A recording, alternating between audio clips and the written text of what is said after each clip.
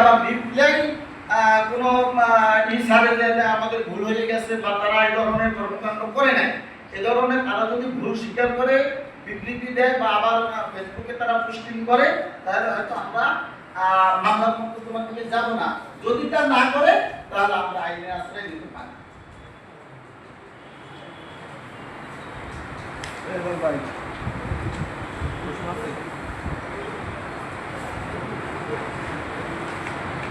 প্রশ্ন আছে? আর প্রশ্ন আছে কেন? প্রতিকার কি চান? মানে তাদের কাছ থেকে আমরা প্রতিকার চাই।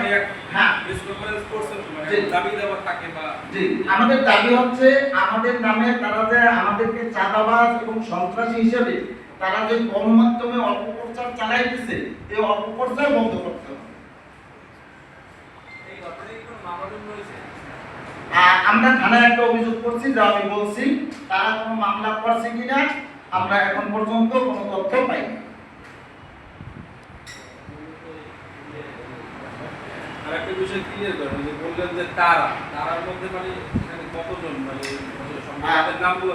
হ্যাঁ, জি, আকিব হোসেন আপেল এবং মেহেদী হাসান চৌধুরী, এরা হচ্ছে ওই জমি সংক্রান্ত যে আমাদের সাথে তাদের যে একটা ঝামেলা চলতেছে, প্রতিপক্ষ হচ্ছে যারা, তারা কিন্তু সামনে আসে না কখনোই, তারা বিদেশে থাকে, কিন্তু এরা হলো তাদের কেয়ারটেকার। এই আপেল এবং মেহেদী, এই দুইজন হচ্ছে কেয়ারটেকার এবং এই দুইজনই আমাদের এখন প্রতিপক্ষ। আচ্ছা, এখানে কোনো ব্যক্তিদ্বন্দ্ব নাকি এখানে বাজার কমিটি আছে? না, ব্যক্তিদ্বন্দ্ব না, এটা হলো জমিটা কি, মানে জমি সংক্রান্ত কি? আচ্ছা, জমি সংক্রান্ত বিস্তারিত আমি বলতেছি। বিষয়টা হচ্ছে এই বাজারটা ছিল শালুকা শেতাহান হাওলাদার বাড়ির দরজায় আমরা একটা বাজার মিলে। তো এইটা 2001 সালের ঘটনা।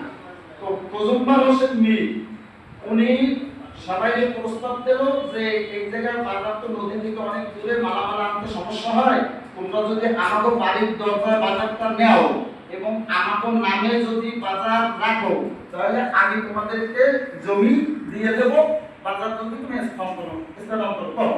তো সকল বাজারের ব্যবসায়ীরা মিলিয়া ওই বাজারটা স্থানান্তর করে তাদের বাড়ির দরজা নেয় এবং শালুকা, আগে আছে শালুকা বাজার, পরে রাখা হয় শালুকা মেরিবেরি বাজার।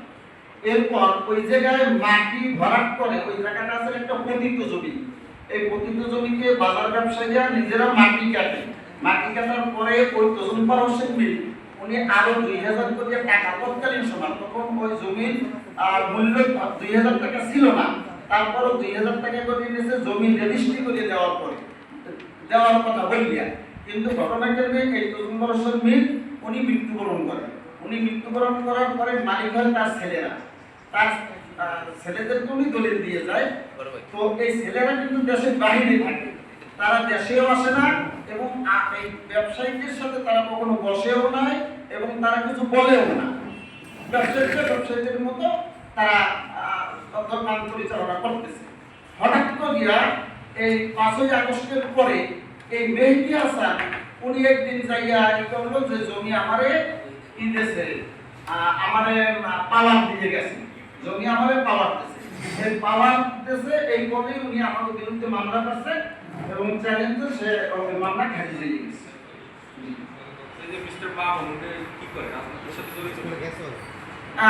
আসলে আমি উনি রাজনীতির সাথে জড়িত না, তবে আমাদের কাছে ইনফরমেশন আছে, কিছু কিছু লোক আমাদেরকে বলছে, আমি যেহেতু বাজার কমিটির সভাপতি, আমাকে বলছে যে ওরা গাঁজার ব্যবসার সাথে জড়িত আছে, কিন্তু আমি কখনোই তাকে হাতে হাতে ধরতে পারি না। এই জন্য বিষয়টা আমি কখনো কারোর কাছে বলেও নাই।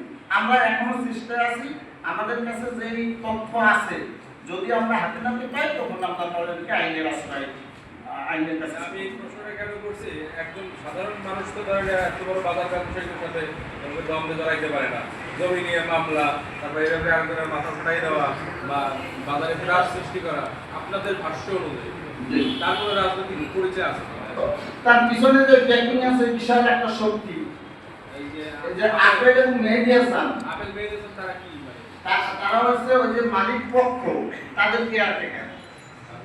মালিক পক্ষ তারা শত শত কোটি টাকার মালিক, তারা সব আমেরিকা সিটিজেন শিপ আছে তাদের, তারা আমেরিকা থাকে, তাদের কেয়ারটেকার, তো তাদের ক্ষমতা অনেক না।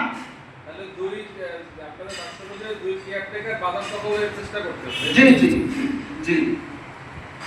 রাজনৈতিক কোনো পরিচয় নাই তাদের।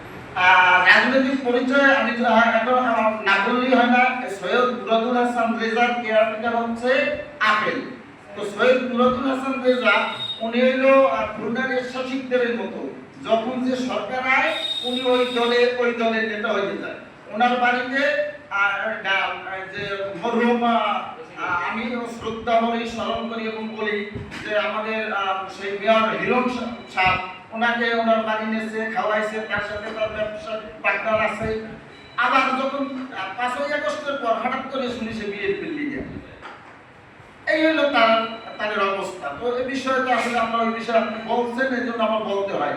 আমরা ওই বিষয়ে আসলে সামনে আনতে চাই না। তারা অনেক কিছু পারে। আসলে আমরা তাদেরকে অনেক ভয় পাই। আমরা কিন্তু আসলে খুব বাজারের যে ব্যবসায়ী এরা কিন্তু সব গরিব শ্রেণীর মানুষ, সব গরিব শ্রেণীর মানুষ। আপনাদের সাথে রাজনৈতিক কোনো আপনার সাথে দ্বন্দ্ব আছে কিনা, এবং নতুন করে যে বলছেন যে পায়তারা করতেছে কি তার মধ্যে কি আছে? হ্যাঁ, আর তাদের সাথে আমাদের রাজনৈতিক কোনো দ্বন্দ্ব নাই, কিন্তু তারা এই জমিটা দখল করার জন্য, এই আমাদেরকে উৎখাত করার জন্য মূলত তারা এই ষড়যন্ত্র করতেছে। মূল বিষয় হচ্ছে তারা ওই বাজার থেকে ব্যবসায়ীদেরকে উৎখাত করবে এবং তারা ওখানে স্টল করবে, দোকান ভাড়া দেবে। এই হলো তাদের চিন্তা ভাবনা। এর কারণ হচ্ছে আরেকটু যে আমরা একটা ব্রিজ করছি, আপনাদের দাওয়াত, আপনারা যাবেন বুকাইনগর আমার ব্যবসা শুরু, আর শালুকা বাজারে ওখানে আমরা একটা কাঠের পুল করছি আমাদের ব্যক্তিগত অর্থাৎ এলাকার জনগণ সবাই মিলিয়া। এই ব্রিজ হওয়ার পরে ওই জমির ভ্যালুটা অনেক বাড়িয়ে গেছে। এই জন্য তাদের মাথার ভিতরে ঢুকছে যে জমি আমার এতদিন কিন্তু তারা ওইসব নিয়ে চিন্তাও করে না। প্রতিটি জমির মধ্যে পড়িয়ে রয়েছে। যখন আমরা ব্রিজ করছি এখন এটি একটু ভ্যালুয়েবল হয়েছে, এখন তারা আমাদের উৎখাত করার জন্য বিভিন্ন রকমের ষড়যন্ত্র করছে। আমরা ব্যবসায়ীর কাছে 30 জন, তার ভিতরে আবার তাদের ভাড়াটি আছে 3-4 জন, আর বাকিরা ওই আমরা যে একটা প্রথম থেকে যারা আসছি তারা তো আমরা মাটি কাটা ওইভাবে আছি। আর এমনি পরবর্তীতে ভাড়ায় আছে আমরা 20 জন আছি।